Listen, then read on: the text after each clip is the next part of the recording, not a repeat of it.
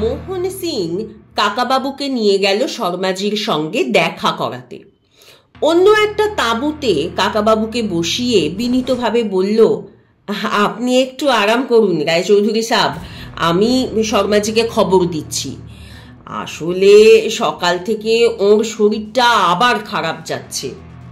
কাকাবাবু শান্ত গলায় বললেন, অত বুড়ো মানুষকে তোমরা এখানে নিয়ে এলে কেন?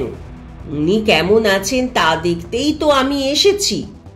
মোহন সিং হেসে বলল, কি করব বলুন, ওনার যে সিনেমায় পাঠ করবার শখ হয়েছে। উনি বিজয়নগরের হিস্ট্রি নিয়ে রিসার্চ করে নতুন নতুন খবর বার করেছেন, আর তাই নিয়ে গল্প লিখেছেন। সেই গল্প নিয়ে সিনেমা হচ্ছে বলে নিজেই বুড়ো রাজার পাঠ করতে চান। কাকাবাবু বললেন, বুড়ো বয়সের শখ, কিন্তু এত ধকল কি ওর শরীরে সইবে? মোহন সিং এমন ভাবে কথা বলছে যেন কাকাবাবুর সঙ্গে কোনোদিন তার ঝগড়া হয়নি। সে আবার বলল, আপনি চিন্তা করবেন না, আমরা সঙ্গে একজন ভালো ডাক্তার রেখেছি, আর একদিনের শুটিং হলেই শর্মাজিকে আমরা বাড়িতে পাঠিয়ে দেব। আপনি বসুন, আমি আসছি। এই তাঁবুর মধ্যে রয়েছে একটা সিংহাসন আর আরো দুটো মখমলের চেয়ার। কাকাবাবু সেগুলোতে না বসে বসলেন একটা নিমন্তন্ন বাড়ির চেয়ারের মতো কাঠের চেয়ারে। ক্রাচ দুটো পাশে দাঁড় করিয়ে রাখলেন। একটু পরেই খুব সাজগোজ করা একটা মেয়ে তাঁবুর মধ্যে ঢুকে বলল, নমস্তে, আমার নাম কস্তুরী। আপনি ভালো আছেন রায়চৌধুরী সাহেব? কাকাবাবু মেয়েটিকে চিনতে পারলেন। এই মেয়েটি রাস্তার চায়ের দোকানে অসুস্থ ভগবতী প্রসাদ শর্মার মাথাটা কোলে নিয়ে সেবা করছিল।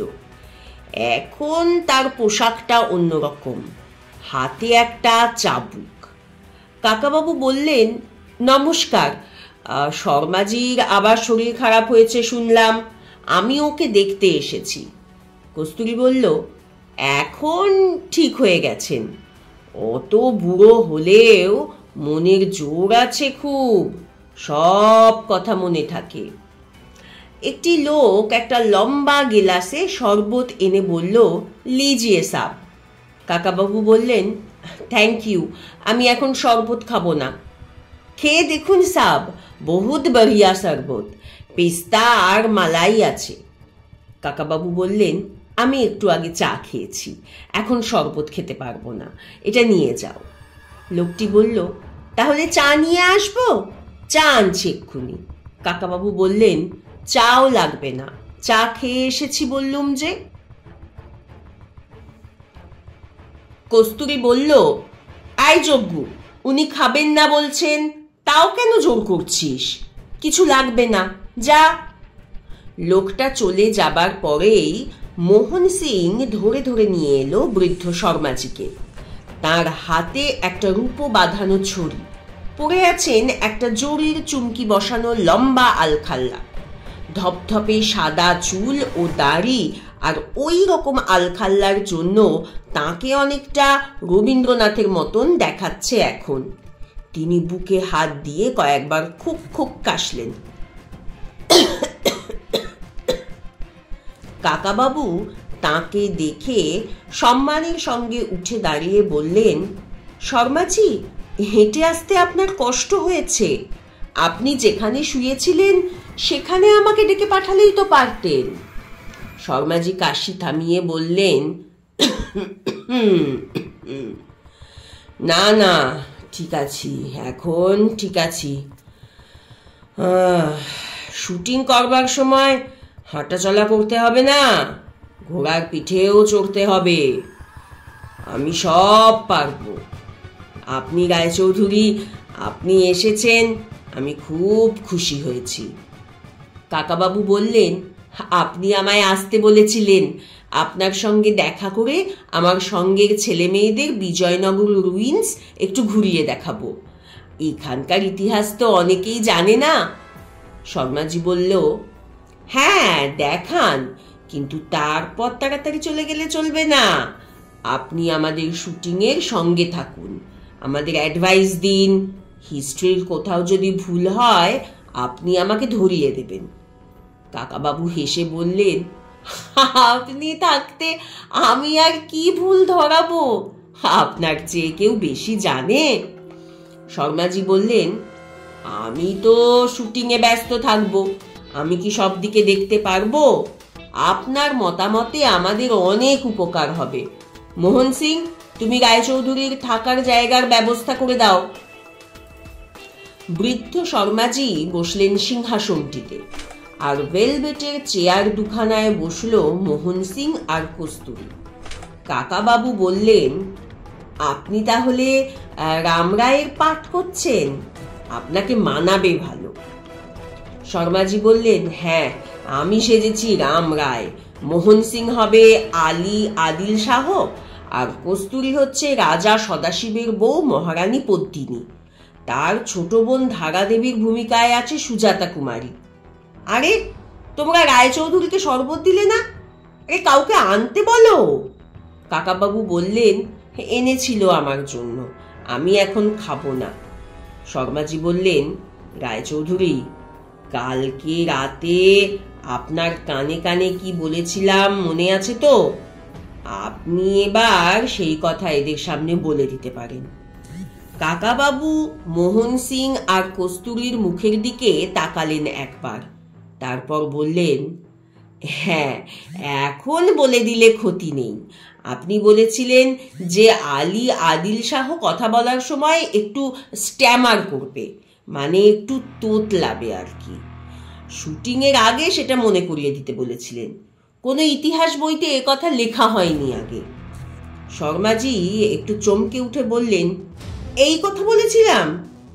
ও হ্যাঁ, তখন তো আমার খুব জ্বর ছিল, কি বলতে কি বলেছি মনে নেই। আর কি বলেছিলাম বলুন তো? কাকাবাবু সামান্য চিন্তা করে বললেন, হ্যাঁ, আপনি ঠিক সময়ে সরবিট্রেট ওষুধ খাওয়ার কথা মনে করিয়ে দিতে বলেছিলেন।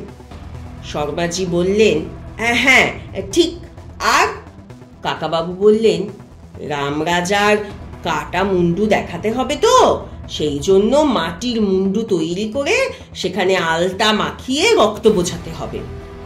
শর্মাজি এবার রেগে গিয়ে মোহন সিংকে বললেন, এই লোকটা আমাদের সঙ্গে চালাকি করছে। কাকাবাবু এবার জোরে হেসে উঠলেন।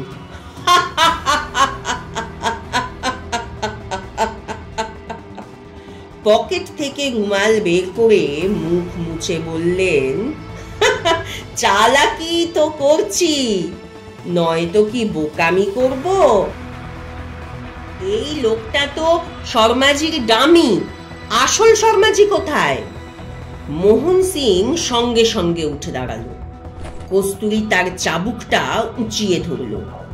শর্মাজি তাদের দিকে হাত উঁচু করে থামতে ইঙ্গিত করে বললেন, ইয়ে আপনি কি বলছেন রায়চৌধুরী সাহেব?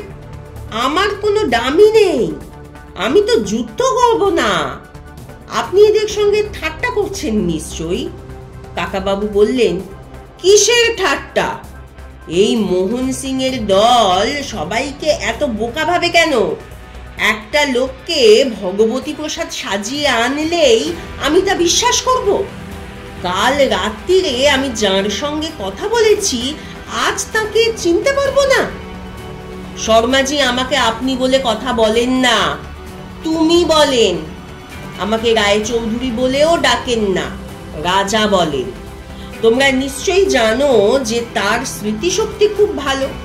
আমি এতক্ষণ বানিয়ে বানিয়ে যেসব কথা বলে গেলুম তা শুনেই এই লোকটা হ্যাঁ হ্যাঁ করলো। আমি প্রথমে এসে দেখেই বুঝতে পেরেছি। আসল শর্মাজি কোথায়? আমাকে তার কাছে নিয়ে চলো। মোহন সিং কস্তুরীকে বলল, আমি আগেই বলেছিলাম না এই লোকটা ঝঞ্ঝাট পাকাবে, একে এখানে আসতে দেওয়াই ঠিক হয়নি। কস্তুরী চাবুকটা তুলে সপাং সপাং করে বলল, এবার ওর উচিত শিক্ষা হবে। মোহন সিং বলল, দেরি করে লাভ নেই, ওকে খতম করে দিই। কাকাবাবুর হাতে ততক্ষণে তার রিভলভার চলে এসেছে। সেটা মোহন সিং এর দিকে তুলে কড়া গলায় বললেন, মোহন সিং, কাল তোমায় একটুর জন্য প্রাণে মারিনি, মনে নেই? আমাকে শিক্ষা দেওয়া অত সহজ নয়। শর্মাজি আমাকে বারবার বলেছেন এখানে এসে দেখা করতে, সেই জন্যেই আমি এসেছি। শর্মাজির সঙ্গে দেখা না করে আমি যাব না। নকল শর্মাজি হুকুম দিল, এই লোকটার মুন্ডু কেটে এক্ষুনি জলে ভাসিয়ে দাও। কাকাবাবু চেয়ার ছেড়ে উঠতে গিয়েও পারলেন না। তাঁবুর পেছন দিকে একটা ঢোকার জায়গা আছে, সেখান দিয়ে যজ্ঞ নামের লোকটা কখন ভিতরে এসে দাঁড়িয়েছে কাকাবাবু তার টেরও পাননি। তিনি পিছন ফিরে তাকাবারও সময় পেলেন না। যজ্ঞ একটা লাঠি দিয়ে খুব জোরে মারল কাকাবাবুর মাথায়। কাকাবাবু হুমড়ি খেয়ে পড়ে গেলেন। রিভলভারটা হাত থেকে ছিটকে গিয়ে একটু দূরে পড়তেই মোহন সিং সেটাকে পা দিয়ে চেপে ধরল। তারপর সে কস্তুরীর হাত থেকে চাবুকটা কেড়ে নিয়ে এক ঘা কষাতে গেল কাকাবাবুর পিঠে। কাকাবাবু নিজেকে একটু সামলে নিয়ে সেই চাবুকটা ধরে ফেললেন। ততক্ষণে যজ্ঞ আর একবার লাঠি তুলেছে। প্রথম আঘাতে কাকাবাবুর মাথা ফেটে গলগল করে রক্ত বেরোতে শুরু করেছে। দ্বিতীয় আঘাত লাগলে তার বাঁচবার আশা থাকবে না। তিনি স্পষ্ট গলায় বললেন, থামো, আমাকে মেরে ফেললে তোমাদের কোনো লাভ হবে না। হিরেটা তোমরা কোনো দিনও খুঁজে পাবে না। বিজয়নগরের হীরের সন্ধান আমরা দুজন ছাড়া আর কেউ জানে না। শর্মাজি যে ম্যাপটা এঁকে দিয়েছেন তাতে মাত্র অর্ধেকটা আছে। যদি তোমরা ওকে ফাঁকি দাও, সেই জন্য উনি পুরোটা আঁকেননি, সেটা তোমরা কিছুই বুঝবে না। সেই ম্যাপের বাকি অংশের কথাই তিনি আমাকে কানে কানে বলে দিয়েছেন। কাকাবাবু এক হাতে মাথাটা চেপে ধরলেন, তবু রক্ত বন্ধ হলো না। যন্ত্রণায় মুখটা কুঁচকে গেল, চোখ দুটো বুজে এলো। কস্তুরী লাফিয়ে উঠে বলল, শিগগির ডাক্তার ডাকো, লোকটাকে বাঁচিয়ে তোলো। বিজয়নগরের হিরে আমার চাই চাই চাই চাই। কাকাবাবুর জ্ঞান ফিরে এলো মিনিট 15 পরেই। তিনি বুঝতে পারলেন যে তাকে এনে একটি খাটে শোয়ানো হয়েছে। একজন ডাক্তার তাঁর মাথায় ব্যান্ডেজ করছে। তিনি কোনো কথা বললেন না। মাথার যন্ত্রণাটা অনেকটা কমে গেছে, তাহলে খুব বেশি কাটেনি। ব্যান্ডেজ বাঁধার পর ডাক্তার তার ডান হাতের জামা গুটিয়ে একটা ইঞ্জেকশন দিতে এলো। কাকাবাবু বাঁধা দিলেন না। একটু পরেই তার আবার ঘুম পেয়ে গেল। পরের বার যখন ঘুম ভাঙল তখন প্রায় অন্ধকার হয়ে এসেছে। কাকাবাবু উঠবার চেষ্টা করতেই বুঝলেন যে তার সমস্ত শরীর শক্ত কোনো দড়ি দিয়ে বাঁধা, হাত দুটো পেছন দিকে মোড়া। একটু নড়াচড়া করাও সম্ভব নয়। ঘুমন্ত অবস্থাতেও তাকে ওরা বিশ্বাস করেনি, তাই এই রকম ভাবে বেঁধে রেখেছে। কাকাবাবু চিৎকার করে ডাকলেন, মোহন সিং, মোহন সিং। কয়েকবার ডাকাডাকি করবার পর প্রথমে অন্য একজন লোক ঘরের মধ্যে উঁকি মারল। তারপর সে চলে গিয়ে ডেকে আনলো মোহন সিংকে। সঙ্গে এলো কস্তুরী, তার হাতে একটা মোমবাতি। দুজনে এসে কাকাবাবুর খাট ঘেঁষে দাঁড়ালো। কাকাবাবু বললেন, মোহন সিং, আমাকে বেঁধে রেখেছ কেন? তুমি আমাকে এখনো চেননি মনে হচ্ছে। তোমার ভাই কিন্তু আমাকে চিনেছিল, সে এখনো জেল খাটছে, তাই না?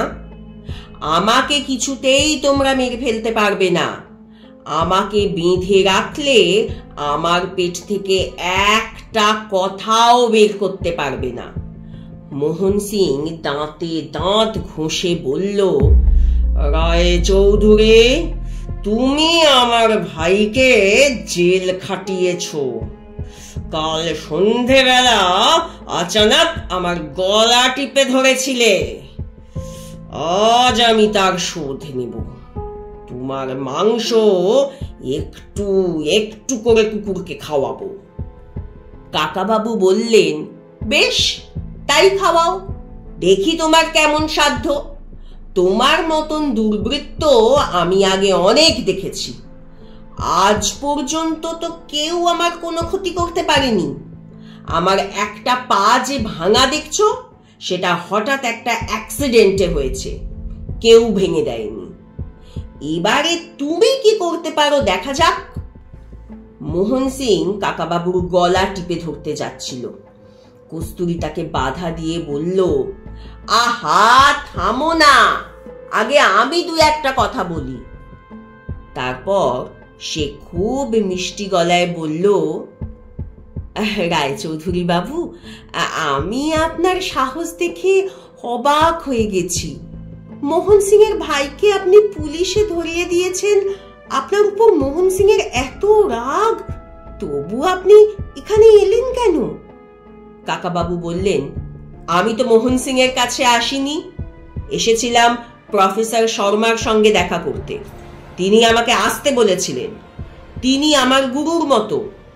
তিনি আসতে বললে মোহন সিং এর ভয়ে আমি আসবো না? কস্তুরী বলল, সঙ্গে কয়েকটি অল্প বয়সী ছেলে মেয়ে নিয়ে এলেন, তাদের বিপদের কথা চিন্তাও করলেন না। কাকাবাবু বললেন, জীবনে অনেক রকমের বিপদ আসে, ভয় পেয়ে দূরে থাকলে কি সব বিপদ কাটানো যায়? ওরা নিজের ইচ্ছাতে আমার সঙ্গে এসেছে। ওদের যদি কোনো রকম বিপদ হয়, ওরা নিজেরাই বাঁচার চেষ্টা করবে, এইভাবে বাঁচতে শিখবে।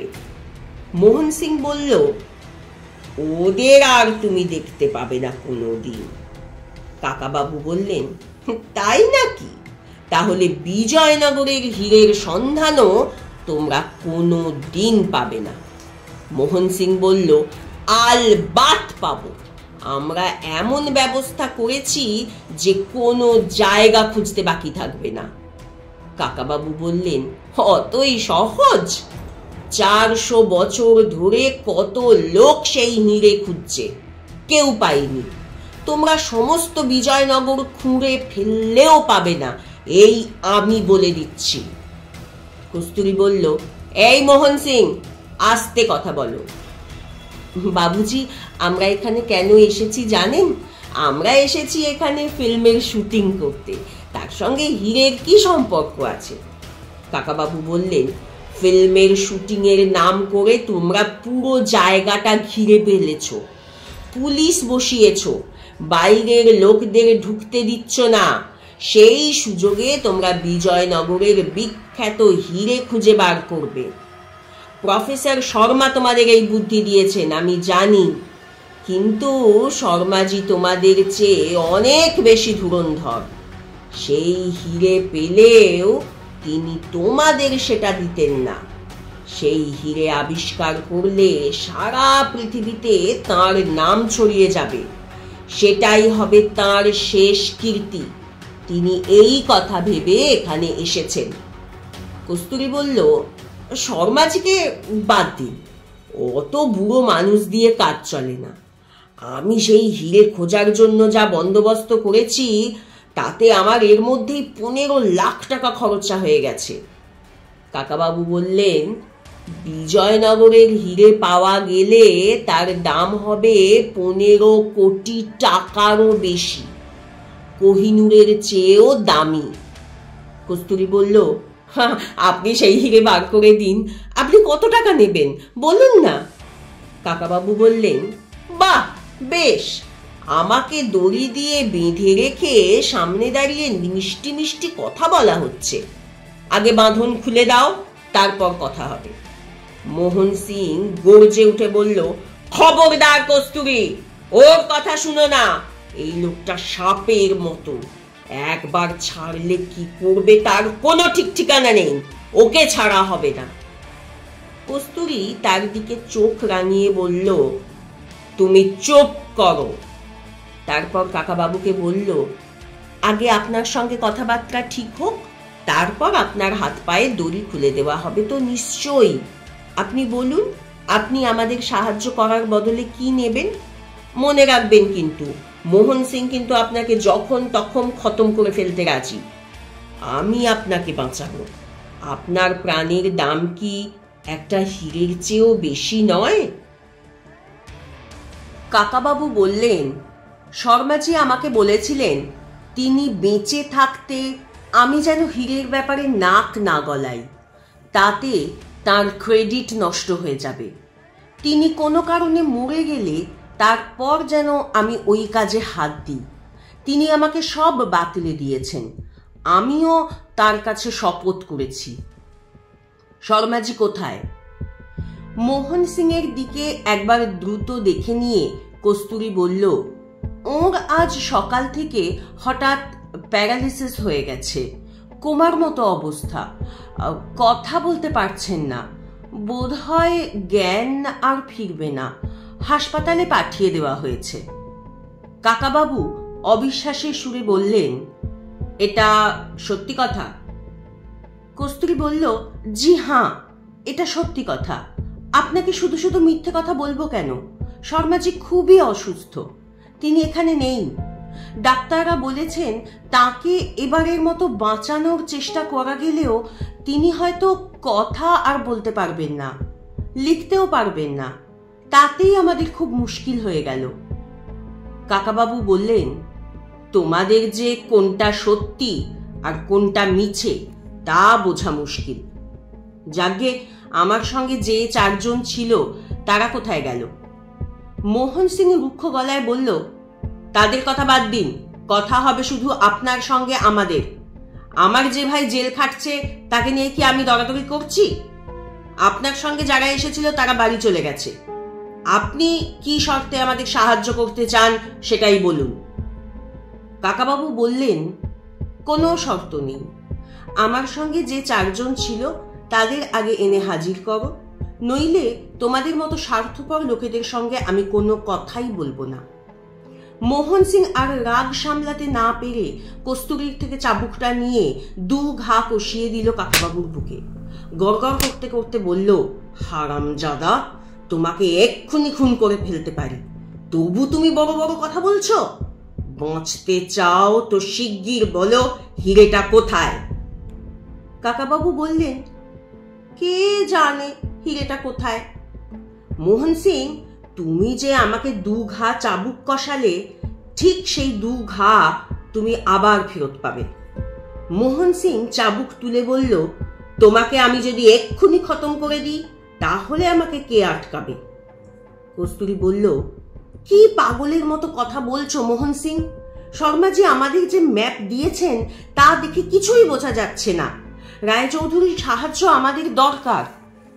কাকাবাবু বললেন, মোহন সিং, আমাকে যত ইচ্ছে চাবুক মেরে হাতের সুখ করতে চাও করে নাও, কিন্তু আমি আর একটা কথাও বলবো না।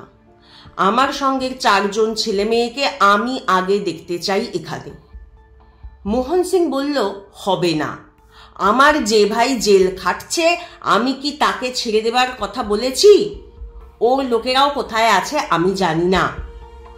কাকাবাবু মুখটা অন্যদিকে ফিরিয়ে নিলেন। তার চোখ কিংবা মুখ এরা বাঁধেনি, তবু যেন এদের আর মুখ দেখতে চান না। কস্তুরী বলল, আমি একটা শর্ত করছি। আপনি বিজয়নগরের হীরের একটা কিছু রাস্তা দেখিয়ে দিন।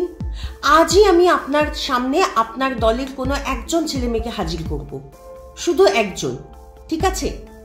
কাকাবাবু বললেন, তারা কোথায় আছে আমি জানতে চাই। কস্তুরী বলল, আপনি একজনকে দেখতে পাবেন, তার মুখেই জানতে পারবেন সব কথা। কাকাবাবু বললেন, মোহন সিংকে আমি বিশ্বাস করি না, কিন্তু তুমি একটা মেয়ে, আশা করি তুমি কথার খেলাপ করবে না। হিরেটার কাছে পৌঁছাবার 4টে স্টেপ আছে। আমি শুধু প্রথম স্টেপটার কথা বলবো, একটা গোপন লোহার দরজা। সেটা যদি তোমরা বার করতে পারো তাহলে আমার দলের 1 জনকে আমার সামনে হাজির করবে। কথা দিচ্ছ?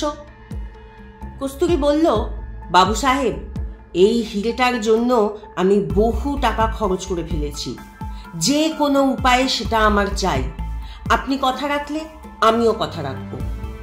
কাকাবাবু বললেন, ঠিক আছে, ভালো করে শুনে নাও। বিঠ্ঠল স্বামী টেম্পেলের মেন গেটের মাঝখানে দাঁড়িয়ে তারপর দক্ষিণ দিকে সোজা পা ফেলে এগোবে। ঠিক 300 পা গিয়ে থামবে। তুমি নিজে মাপবে। কোনো পুরুষকে দিয়ে মাপালে বেশি হয়ে যাবে।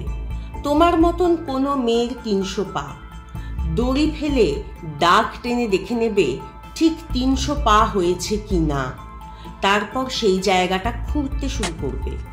300 যেখানে শেষ হয়েছে সেখানে 5 ফুট ব্যাসের একটা বৃত্ত এঁকে নিয়ে খুঁড়বে। একটা কুয়োর মতো করে সেই 5 ফুট খুঁড়ে ফেলবে। 10 ফুট গভীর হবে। তারপর সেখানে একজনকে নামিয়ে দেবে। সেই লোকটা বিঠ্ঠল স্বামী টেম্পেলের দিকে মুখ করে দাঁড়াবে। দাঁড়িয়ে সেই কুয়োর দেয়ালে হাত বুলোলে একটা লোহার দরজা দেখতে পাবে। বড় দরজা নয়, একটা লোহার সিন্দুকের দরজার মতন। কোনো রকমে একজন মানুষ সেখানে ঢুকতে পারে। ব্যাস, এই পর্যন্ত বলে দিলাম। এবার যাও, খুঁজে দেখো। যা বললাম ঠিক ঠিক মনে আছে তো, নাকি লিখে নেবে? কস্তুরী বলল, লিখে নিচ্ছি। মোহন সিং বলল, দাঁড়াও, যদি পুরোটাই এই বাঙালি বাবুর ধোঁকা হয়। শর্মাজির ম্যাপে বিঠ্ঠল স্বামী টেম্পেলের উত্তর দিক পর্যন্ত দেখানো আছে, আর এ বলছে সম্পূর্ণ উল্টো দিক, দক্ষিণ দিক। কস্তুরী একটু ভেবাচাকা খেয়ে গিয়ে বলল, আমাদের শুধু শুধু ধোঁকা দিয়ে ওর কি লাভ? মোহন সিং বলল, সময় নষ্ট করিয়ে দেবে। কাল সকালের মধ্যে আমাদের শুটিং শেষ হবার কথা। গভর্নমেন্ট তার বেশি পারমিশন আমাদের দেবে না। কাকাবাবু বললেন, 10 ফুট গর্ত খুঁড়তে কত সময় লাগবে? একসঙ্গে 20 জন লোক লাগিয়ে দাও, 2 ঘন্টায় হয়ে যাবে। তারপরই দেখতে পাবে সেখানে লোহার দরজা আছে কি না। মোহন সিং আরো কিছু বলতে যাচ্ছিল। কস্তুরী তার হাত ধরে থামিয়ে দিল। চোখের ইঙ্গিতে কি যেন বোঝালো তাকে। তারপর কাকাবাবুর দিকে ফিরে বলল, ঠিক আছে রায়চৌধুরী বাবু, আপনার কথা মতো আমরা খুঁড়ে দেখব। যদি সত্যি লোহার দরজা পেয়ে যাই, আপনিও আপনার দলের একজনকে ফেরত পেয়ে যাবেন। আর যদি আমাদের ধোঁকা দিয়ে থাকেন, আপনার মাংস আমরা কুকুর দিয়ে খাওয়াবো। তারপর কঙ্কালটা জঙ্গলে ফেলে দিয়ে আসব। সবাই জানবে জঙ্গলি জানোয়ারেরা আপনাকে মেরে ফেলেছে। কাকাবাবু হেসে বললেন, জঙ্গলি জানোয়ার কি শুধু জঙ্গলেই থাকে? মানুষের পোশাক পরেও ঘোরাফেরা করে। না, আপাতত আমার মরার কোনো ইচ্ছা নেই। যাও, খুঁড়তে শুরু করো। ঠিক যেরকম ভাবে বললাম, ভুল যেন না হয়। মোহন সিং আর কস্তুরী দ্রুত বেরিয়ে গেল। কাকাবাবুর ইচ্ছে হলো পাশ ফিরে শুতে। হাত নাড়াবার চেষ্টা করে বুঝলেন খুব শক্ত করে বেঁধে রেখেছে। সারা শরীরে দড়িটা একেবারে কেটে কেটে বসে গেছে। এখন আর কিছু করবার নেই। সন্তু রঞ্জনরা কোথায় আছে কিছু বুঝতে পারছেন না। প্রফেসর শর্মা অসুস্থ হয়ে না পড়লে মোহন সিং এতটা নিষ্ঠুরতা দেখাতে সাহস পেত না। কাল রাত্রিরে শর্মাজিকে দেখে মনে হয়েছিল মনের জোরেই তিনি টেকে যাবেন। সত্যি কি তার প্যারালিসিস হয়ে কথা বন্ধ হয়ে গেছে? এত বড় একজন পণ্ডিত বাড়ি থেকে এত দূরে এসে এইভাবে মারা যাবেন? বিজয়নগরের বিখ্যাত হিরেটা উদ্ধার করার জন্য তিনি অন্তত 30 বছর ধরে চেষ্টা করে যাচ্ছেন। হিরেটা পাওয়া গেলে সারা পৃথিবীতে হইচই পড়ে যাবে। কোহিনূরের চেয়েও অনেক দামি হিরে। চোখ বুজে নানা রকম চিন্তা করতে করতে কাকাবাবু ঘুমিয়ে পড়লেন এক সময়। খানিক বাদে তার আচমকা ঘুম ভেঙে গেল। গোটা চারিক লোক এসে তার পা আর মাথা ধরে তুলে ফেলল খাট থেকে। কাকাবাবু বললেন, আরে আরে, কোথায় নিয়ে যাচ্ছ? লোকগুলো কোনো উত্তর দিল না। একটা বালির বস্তার মতন তাকে কাঁধে নিয়ে চলল। একজন কাকাবাবুর ক্রাচ দুটো নিয়ে চলল। বাইরে এসে কাকাবাবু দেখলেন আকাশ মেঘলা মেঘলা, চতুর্দিক অন্ধকার, 2-3টে জায়গায় আলো জ্বলছে। তিনি আন্দাজে বুঝলেন একটা আলো জ্বলছে বিঠ্ঠল স্বামী মন্দিরের কাছে। সেখানে এখনো খোঁড়াখুঁড়ি চলছে। লোকগুলো কাকাবাবুকে বয়ে নিয়ে এসে মাঠের মাঝখানে নামিয়ে দিল। সেখানেও একটা আলো জ্বলছে। সিংহাসনের উপর বসে আছে নকল ভগবতী প্রসাদ শর্মা। এখন তার মাথায় একটা জরির পাগড়ি, কোলের উপর একটা তলোয়ার। সে একটা সিগারেট টানছে। আসল শর্মাজি জীবনেও সিগারেট খাননি। কাকাবাবুকে হাঁটু গেড়ে বসিয়ে দেবার পর তিনি জিজ্ঞেস করলেন, কি ব্যাপার? দিব্যি খাটে শুয়েছিলাম, হঠাৎ আমাকে মাঠের মধ্যে আনা হলো কেন? নকল শর্মা বলল, ক্যামেরা আসছে, শুটিং হবে। আসল কাজের সঙ্গে সঙ্গে ফিল্মের শুটিংও চালিয়ে যাচ্ছি আমরা। এখানে একটা সিন তুলব। রাজা রাম রায়ের সামনে আনা হয়েছে একজন বন্দীকে। তুমিই সেই বন্দী। তোমাকে অবশ্য দেখানো হবে পিছন দিক থেকে, তোমার মুখ দেখা যাবে না। কাকাবাবু বললেন, 400 বছর আগেকার এক বন্দির গায়ে নাইলনের দড়ি। তখনকার বন্দীদের শুধু হাত দুটো শেকল দিয়ে বাঁধা হতো। নকল শর্মা বলল, হিন্দি সিনেমায় এসব চলে যায়, অত কেউ খুঁটিয়ে দেখে না। কাকাবাবু বললেন, 400 বছর আগেকার রাজা সিগারেটও খাবে নাকি? নকল শর্মা সে কথার উত্তর না দিয়ে বলল, আরে ক্যামেরাম্যান, লাইটসম্যান সব কোথায় গেল? সবাই মিলে মাটি ঘোড়া দেখতে গেলে হবে? ওরে কে আছিস? কাকাবাবুকে নামিয়ে রেখে সেই 4 জন লোক চলে গেছে। কাছাকাছি আর কেউ নেই। নকল শর্মা চেঁচিয়ে আরো কয়েকবার ডাকল, কেউ সাড়া দিল না। তলোয়ারটা হঠাৎ পড়ে গেল তার কোল থেকে। সেটা তুলে সে সিংহাসনের এক পাশে রাখল। তারপর সে কাকাবাবুর দিকে তাকিয়ে মজা করে বলল, কুয়ো তো খোঁড়া হচ্ছে, সেখানে যদি লোহার সিন্দুকের দরজা না পাওয়া যায় তাহলে তোমার কি হবে বলো তো? মোহন সিং বলেছে কুকুর দিয়ে তোমাকে খাওয়াবে। কস্তুরী বলছে এই রকম হাত পা বাঁধা অবস্থায় তোমাকে নদীতে ফেলে দেবে। আর আমি ভাবছি সিনেমার শুটিংয়ে তোমাকে কাজে লাগাবো। প্রথমে আমি পায়ের জুতো দিয়ে তোমার নাক ঘষে দেব, তারপর লাথি মেরে মেরে তোমার দাঁতগুলো ভাঙব, তারপর তোমার চোখ। কাকাবাবু বললেন, বুঝেছি বুঝেছি, তুমি একটু একটু করে কষ্ট দিয়ে আমায় মারবে, তাই তো? এবারে উল্টো দিকটা বলো। আমি যদি হিরেটা তোমাদের উদ্ধার করে দিই তাহলে কি হবে? নকল শর্মাজি বলল, হিরে যদি তুমি খুঁজে দিতে পারো, সত্যি দিতে পারো, তাহলে তোমাকে ছেড়ে দেব, বাঁধন খুলে দেবে। You will be free. মরদ কা বাত হাতি কা দাঁত। কথা যখন দেওয়া হয়েছে, হিরে পাওয়া গেলেই তোমার ছুটি। কাকাবাবু বললেন, কিন্তু হিরেটা পাওয়া গেলে নেবে কি? তুমি না মোহন সিং না কস্তুরী? নকল শর্মা ঠোঁট বেঁকিয়ে হেসে বলল, মোহন সিং? ও তো একটা সামান্য লোক, ওকে আমরা যা বলি ও তাই করে। অবশ্য ও একটু গোয়ার, কথায় কথায় মারামারি করতে যায়, কিন্তু হীরের ওপর ওর কোনো অধিকার নেই। আর কস্তুরী, হ্যাঁ সে কিছু টাকা খরচ করেছে বটে, সে টাকা ফিল্ম থেকেই উঠে যাবে। হিরেটা হবে আমার, বিজয়নগরের হিরেটা আমার চাই। কাকাবাবু কৌতুকের সঙ্গে বললেন, এ যে নতুন কথা শুনছি। কস্তুরী এতক্ষণ বলছিল হিরেটা সেই নেবে, অন্য কোনো ভাগিদার নেই। এখন দেখছি আপনিও একজন ভাগিদার। নকল শর্মা বলল, ভাগিদার মানে? না না, অন্য কাউকে আমি ভাগ টাক দেব না। আমার সব বন্দোবস্ত করা আছে।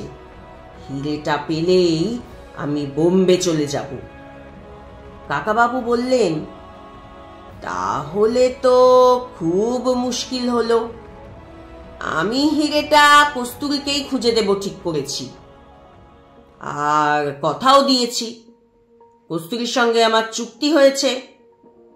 নকল শর্মা বলল, সে ঠিক আছে, তুমি হিরেটা কস্তুরীর জন্যই খোঁজো। এমনকি সবার সামনে তুমি হিরেটা কস্তুরীর হাতে তুলেও দিতে পারো। তারপর ওর কাছ থেকে সেটা বাগিয়ে নিতে আমার কোনো অসুবিধা হবে না। সেটা আমি বুঝবো। তোমার সঙ্গে আমার যে কথা হলো তা খবরদার বলবে না আর কাউকে।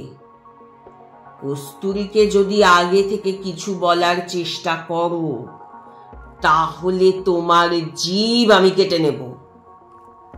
কাকাবাবু বললেন, আমার জীব কেটে নিলে একটু মুশকিল আছে।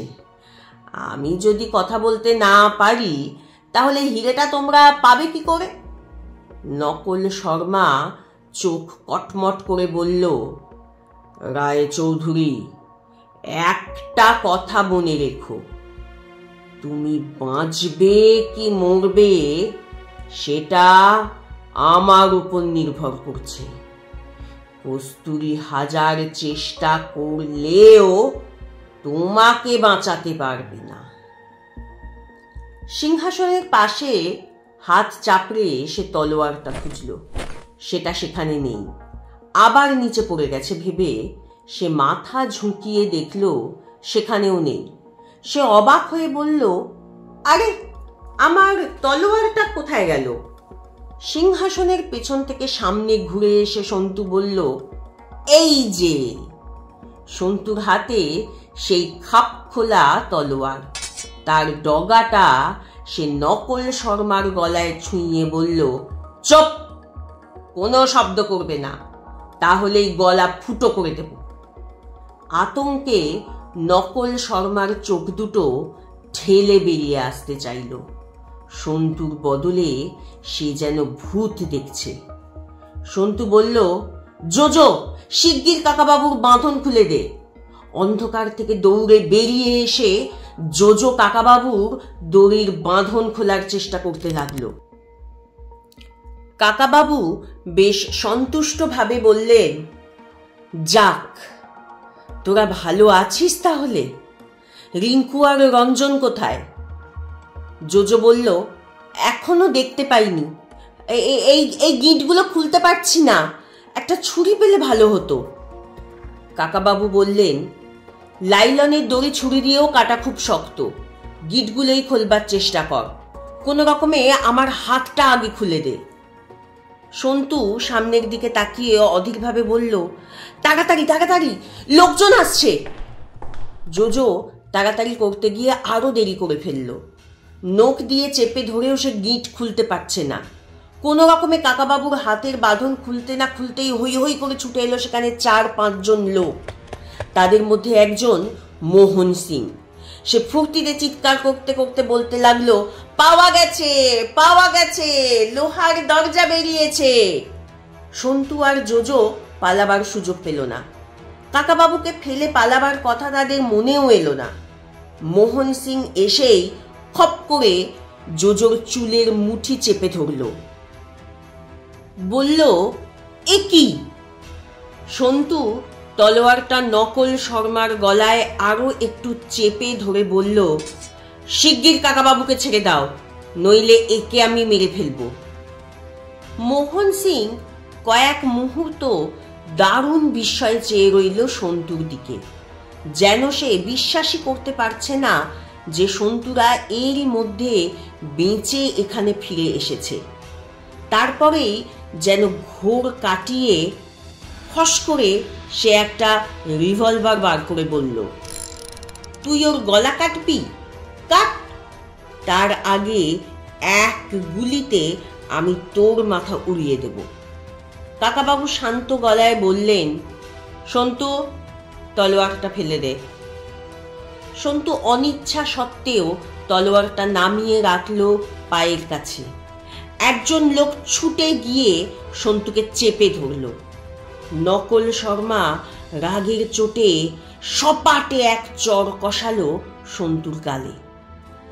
তারপর মোহন সিংকে বলল, লোহার দরজা পাওয়া গেছে?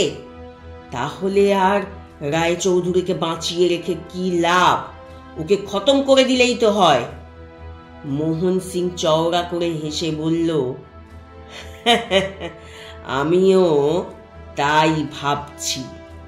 মাটির নিচে সত্যি একটা লোহার দরজা আছে। এবার দরজা ভেঙে আমরাই হিরেটা বার করতে পারবো। এই লোকটাকে আর দরকার নেই। এই বিচ্ছুগুলোকে ওর সঙ্গে।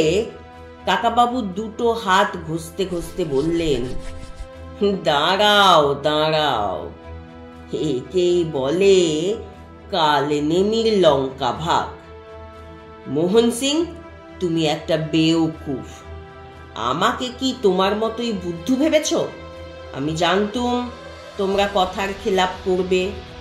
হিরেটার খোঁজ পেলে আগেই তোমরা আমাকে মেরে ফেলতে চাইবে। হিরে পাওয়া কি এত সহজ?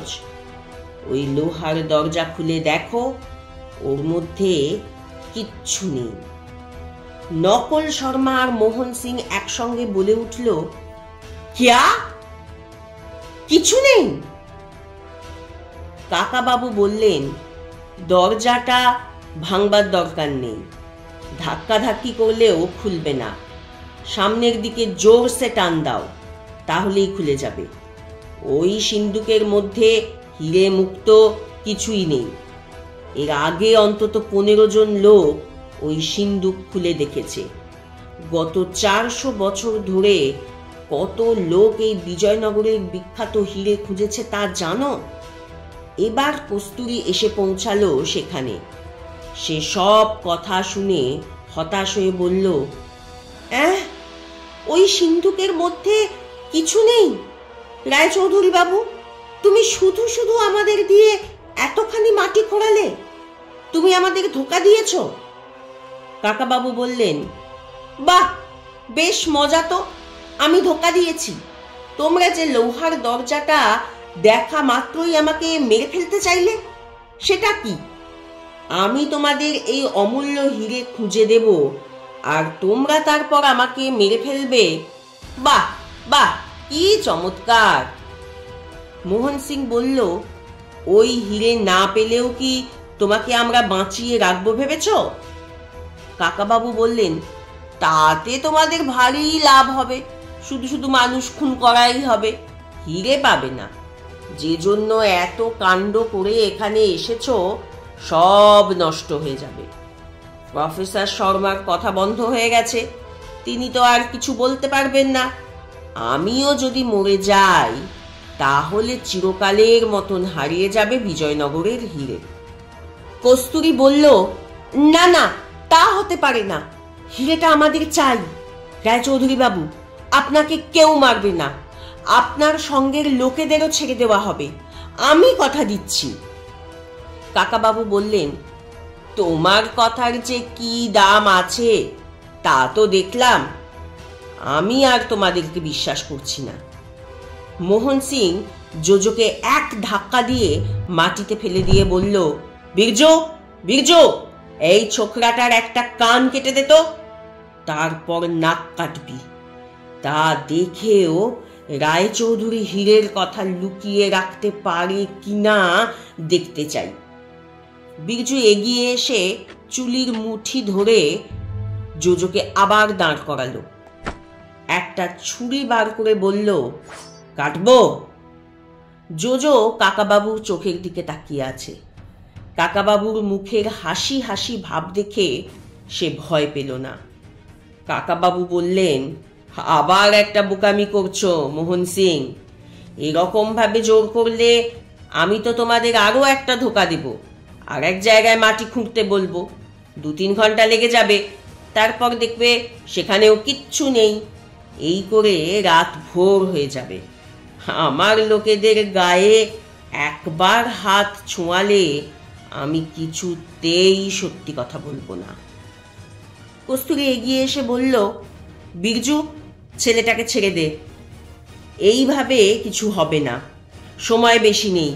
রায়চৌধুরী বাবু, আপনার কাছে আমি, মোহন সিং আর কর্নেল সাহেব একসঙ্গে শপথ করব যে হিরেটা পেলেই আপনাকে আমরা ছেড়ে দেব, আপনার সঙ্গের লোকজনদেরকেও ছেড়ে দেব। তাহলে মানবেন তো? কাকাবাবু জিজ্ঞেস করল, কর্নেলকে? কস্তুরী নকল শর্মার দিকে হাত দেখালো। আমি নিজে যাব হিরেটা খুঁজতে। আমি নিজে না গেলে অন্য কেউ ঠিক মতন বার করতে পারবে না। অনেক কিছু শেখাতে হবে। কস্তুরী সঙ্গে সঙ্গে বলল, বাঁধন খুলে দাও, খুলে দাও। বিরজু গিঁটগুলো খুলে দিল খানিকটা চেষ্টা করে। কাকাবাবু উঠে দাঁড়িয়ে বললেন, উফ বাবা, সারা গায়ে ব্যথা হয়ে গেছে। এমন শক্ত করে কেউ বাঁধে? ওহ, শুধু হাত দুটো বাঁধাই তো যথেষ্ট ছিল। আমি খোঁড়া মানুষ, আমি কি দৌড়ে পালাতে পারতুম? ক্রাচ দুটো তুলে নিয়ে তিনি বললেন, যে কুঁয়োটা খোঁড়া হয়েছে সেটার কাছে চলো। আমি তোমাদের পুরোপুরি ধোঁকা দিইনি, মিছিমিছি মাটি খুঁড়তে বলিনি। পুরো দলটা চলে এলো বিঠ্ঠল স্বামী মন্দিরের কাছে। নতুন খোঁড়া গর্তটার মুখের কাছে দাঁড়িয়ে কাকাবাবু বললেন, লোহার দরজাটা খুলতে পেরেছ? একজন বলল, জি হ্যাঁ, খোলা হয়েছে, ভিতরে কিছু নেই, সিন্দুকটা খালি। কাকাবাবু বললেন, না, একেবারে খালি নয়। একেবারে পিছনের দেয়ালের গায়ে দেখো, একটা ত্রিশূল গাঁথা আছে। খুব সাবধানে শাবলের চার দিয়ে সেই ত্রিশূলটা খুলে নিয়ে এসো। বিরজু নিজে সেই কুয়োর মতন গর্তে নেমে গেল। একটু পরেই সে বলল, হ্যাঁ হ্যাঁ, একটা ত্রিশূল আছে। সে আবার ওপরে উঠে আসার পর দেখা গেল তার হাতে একটা সাধারণ লোহার ত্রিশূল, বেশ মোটা, তবে অনেক কালের পুরনো হলেও সেটার গায়ে মরচে পড়েনি। কাকাবাবু সেই ত্রিশূলটা হাতে নিয়ে ঘুরিয়ে ঘুরিয়ে দেখে বললেন, এই ত্রিশূলটা আমি আগে দেখেছি। ফার্গুসন সাহেব দেখেছেন, মানুচ্চি সাহেব দেখেছেন, আরো অনেকে দেখেছেন। আমরা কেউই বুঝতে পারিনি মাটির অত নিচে একটা লোহার সিন্দুকে এরকম একটা সাধারণ ত্রিশূল রাখার মানে কি। আমরা ভেবেছি আগে বোধহয় ওখানে দামি কোনো মূর্তি ছিল, কেউ চুরি করে নিয়েছে। ভগবতী প্রসাদ শর্মা মাত্র কিছুদিন আগে একটা বহু পুরনো পুঁথি আবিষ্কার করেছেন। সেটা পড়ে তিনি জানতে পেরেছেন এই ত্রিশূলটা আসলে চাবি, অন্য একটা সিন্দুকের চাবি। সেই জন্যই এটাকে এত যত্ন করে এমন গোপন জায়গায় রাখা হয়েছে। মোহন সিং সেই ত্রিশূলটা কাকাবাবুর হাত থেকে কেড়ে নেবার চেষ্টা করতেই কাকাবাবু বললেন, দাঁড়াও দাঁড়াও, অত সহজ নয়। যে সিন্দুকের চাবি এই ত্রিশূলটা, সেটা কোথায় আছে তুমি জানো? 7 জন্মেও খুঁজে পাবে না। যদি বা পেয়েও যাও, তাহলেও এই চাবি দিয়ে খুলতে পারবে না। কতবার ডান দিকে আর কতবার বাঁ দিকে ঘোরাতে হবে তা একটা শ্লোকের মধ্যে লেখা আছে।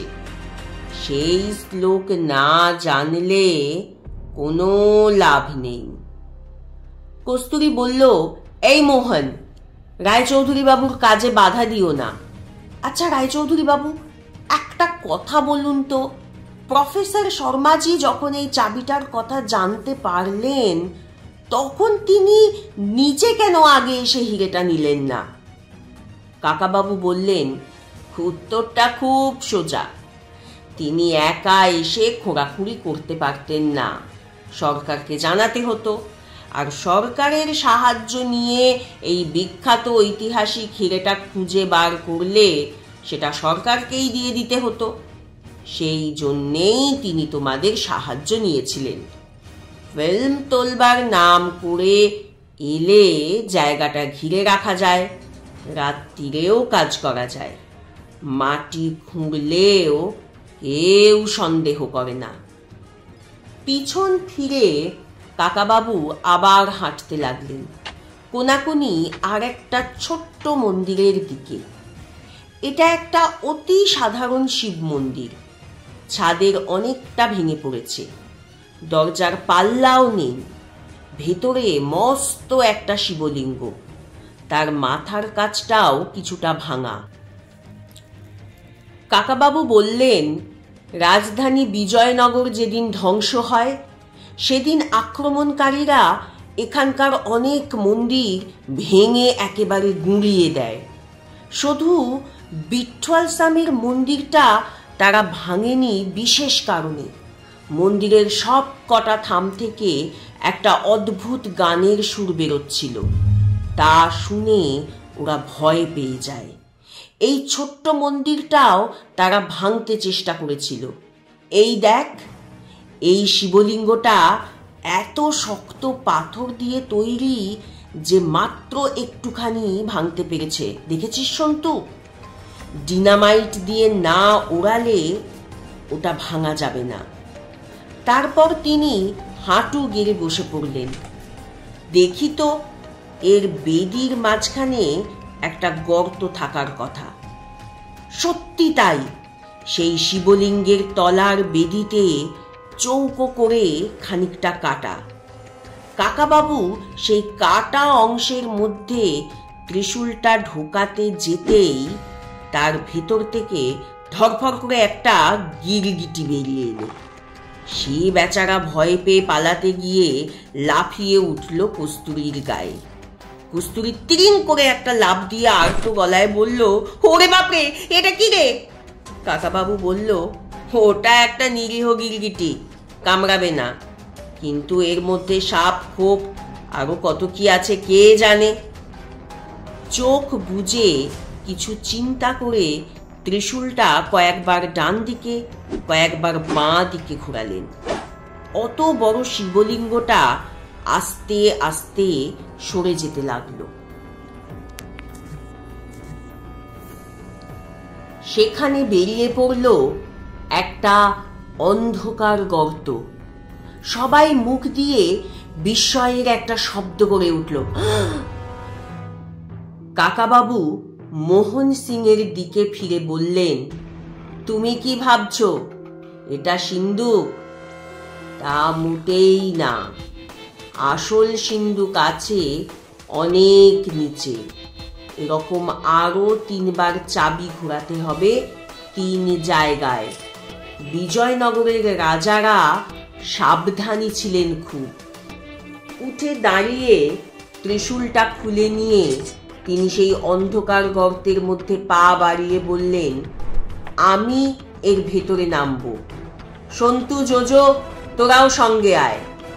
মোহন সিং বলল, না, ওরা যাবে না, ওরা বাইরে বাইরে থাকবে জামিন হিসাবে। আপনি ফিরে এলে তারপর ওদের ছাড়ব। কাকাবাবু বললেন, জামিন আবার কি? আমি খোঁড়া পায়ে একা সিঁড়ি দিয়ে নামতে পারবো না, ওদের সাহায্য লাগবে। তোমরা এই গর্তের বাইরে অপেক্ষা করো। মোহন সিং বলল, তা আমাদের একজনও আপনাদের সঙ্গে সঙ্গে যাবে, আমি নিজেই যাচ্ছি। কাকাবাবু বললেন, তুমি এত মোটা যে তুমি যেতে পারবে না, এক এক জায়গায় আটকে যাবে। বিরজু বলল, আমি যাচ্ছি, আমি ওদের পাহারা দেব, আমাকে একটা টর্চ দাও। শুধু টর্চ নয়, মোহন সিং বিরজুর হাতে তুলে দিল নিজের রিভলভারটাও। প্রথমে কাকাবাবু, তারপর সন্তু, জোজো আর শেষে বিরজু নেমে গেল সেই গর্ত দিয়ে। মোহন সিং, কস্তুরীরা উঁকি দিয়ে রইল গর্তের মুখে। অন্ধকার সিঁড়ি দিয়ে ওরা নামছে তো নামছেই। ক্ষীণভাবে দেখা যাচ্ছে টর্চের আলো। একসময় সেটাও মিলিয়ে গেল। বোধ হয় সুড়ঙ্গটা বেঁকে গেছে সেখানে।